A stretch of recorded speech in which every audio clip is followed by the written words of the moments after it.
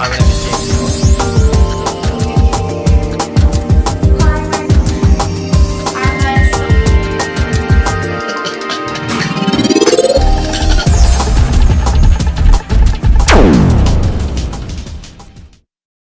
Hey everyone, this is Michelle. I'm here doing the Sounds of the Week interview. I'm filling in for Jill.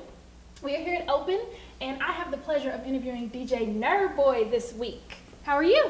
I'm doing good. Awesome, awesome. I'm so glad that you could be here with us. Thank you, thank you. I'm looking forward to finding out all about you. So tell me a little bit about yourself. Tell me what you do. Well, of course, I'm a DJ. I've been DJing seriously for about 6 years, and can I go into how I got started? Yeah, please do. So going back to maybe 10 years ago, in high school, I was in a group called the Young Boys, and we threw 18 and under parties at the God House, Spalding. But as I got older, I was like, how can I continue to be in the same industry, but, attack a different crowd? So when I went to college in Lindsey Wilson. So if you know about that, it's really a rural community, not a whole lot that goes on. So one day I was in my dorm, I was like, man, we need something that the kiddos or the students can do and have a good time. Because the party spots was either travel to WKU, which was 45 minutes away, or just come back home. And nobody wanted to come home every weekend. So anyway, make a long story short, I found a few buildings around town for $50, so it was super cheap.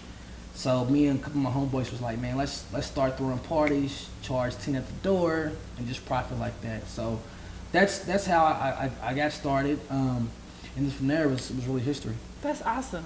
So tell me about your name, because I love your name. I take hold to my nerdness. Mm-hmm. I appreciate it. But how did you pick your name? Couple different situations happen.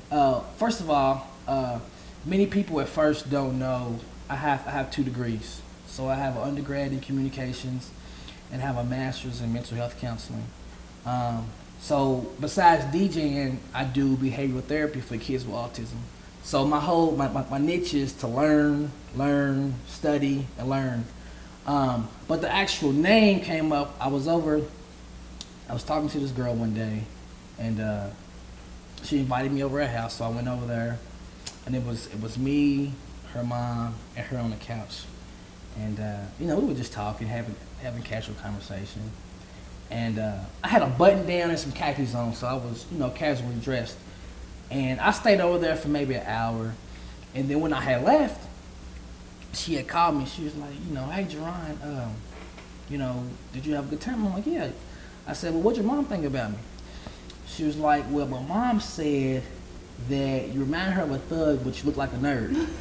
And I was like, she's like, you're not offended, are you? I said, no. I said, because that's good. It goes to show that, what's on the outside doesn't always appear that way.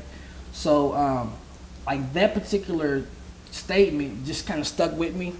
And then on top of me going to school and continuing my education, that whole Nerddboi image and kind of the way I dress, that's kind of how it came about. And then, also that particular name just draws a different crowd of interest. So I love that. I think it's so smart. That's very smart.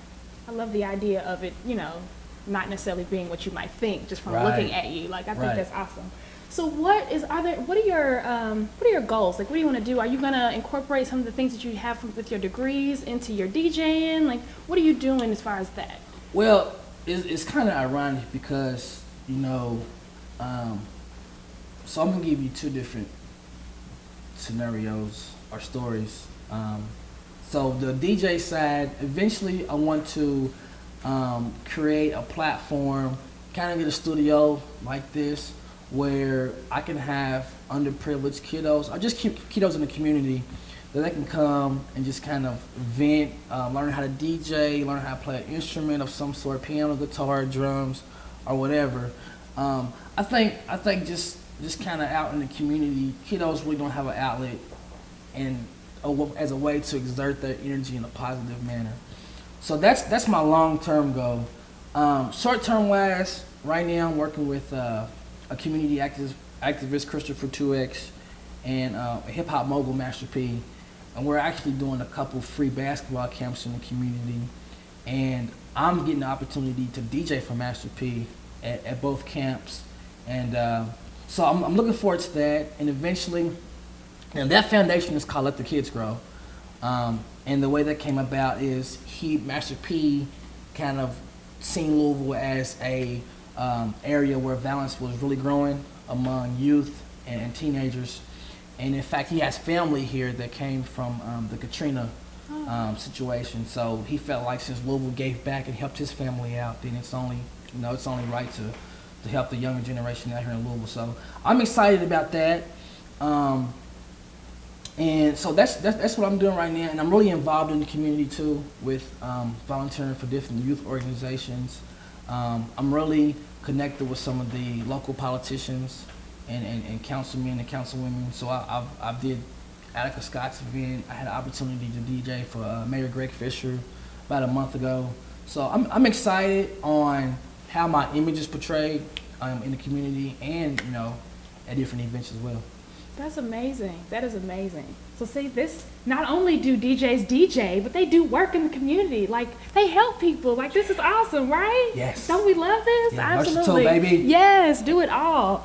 Okay, so tell me about some of the things that you're doing, like right now, like some of the people that you're working with outside of the community work, but like some clubs. Like, where can we find you? Where are you at spinning? Right. Well, up until this past weekend, I was doing Prime sometime on Fridays, but they unfortunately closed. Yeah. Sad face. Mm-hmm. Right now, the Louisville market club-wise is really inconsistent. So realistically, I would have rather not do clubs, but because that's really the only atmosphere where you can play relevant music that you just like listening to on a daily basis, that's why I like the club scene. So right now I'm doing a lot of corporate events. I'm doing a lot of, also school-based events. I've got a contract with JCPS, so I do, their elementary, middle school dance. I did a talent show at Big Elementary this past Friday, and I mean, it was crazy. I mean, they was always turned up. Yeah. I mean, there's requested songs where I'm like, well, how do you know about this song?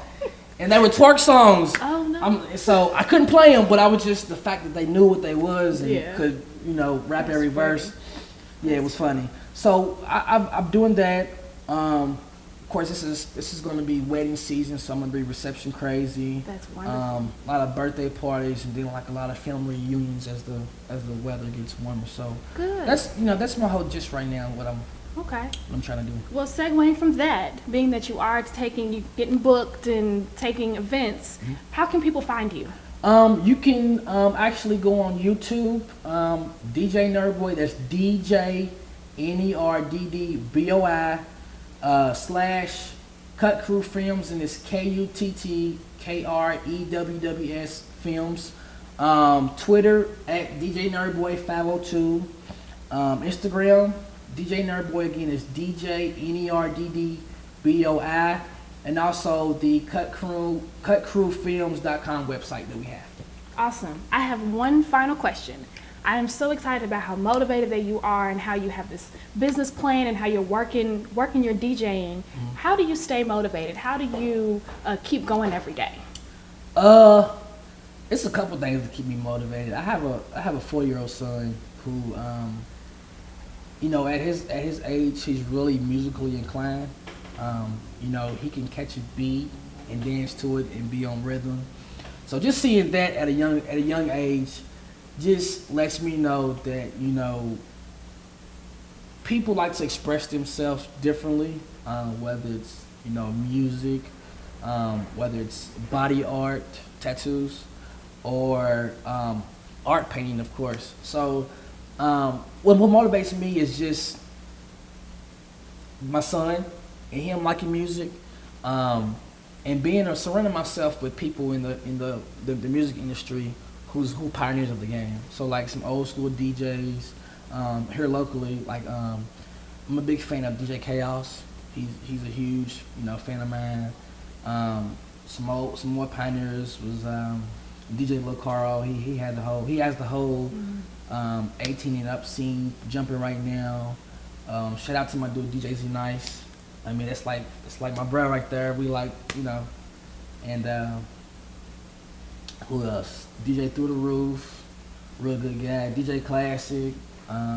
So being around, surrounding myself with positive people who have one common goal, it just keeps me motivated. And also going to clubs and seeing DJs that should not be on the turntables is really motivating for me. Yeah. Because, you know, and nowadays, I was saying earlier how the art of DJing has declined so much, and people are just getting behind turntables and really just pressing play. Right.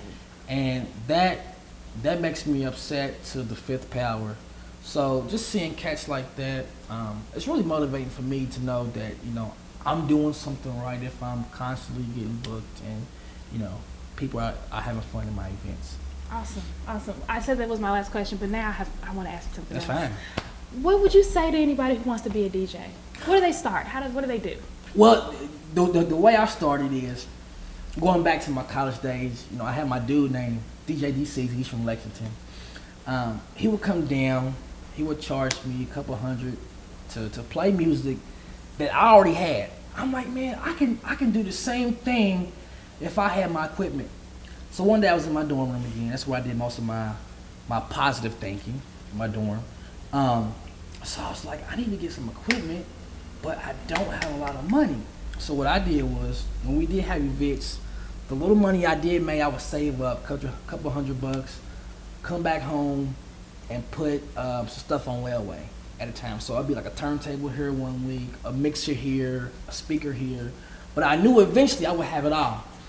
But in between time, I would always download music, keep the latest music up. So I would say the very first thing that, you know, you want to do if you want to be a DJ is, you know, have the music, of course,